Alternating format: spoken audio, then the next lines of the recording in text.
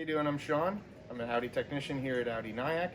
I'm going to show you how to replace the key fob batteries in both of our style keys here. On this style key, you start off by pressing both tabs on each side of the actual key, and you remove the key as such. You'll see those two tabs you just compressed. You're going to compress them again, and you're going to pull outward, and the key battery comes out just like that. Okay. Place the new key in. So you can see there's a plus sign to show you the plus side of the battery goes down. And then we're going to reinstall that until it clicks. And then you will reinstall the key into the key fob. That's the one style.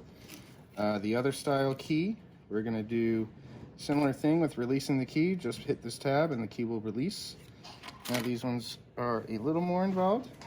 As you can see in here, you have to place a small screwdriver in at an angle to pop the tab up. Just like that. Pop the key out, or the key cover. Remove the old key fob battery.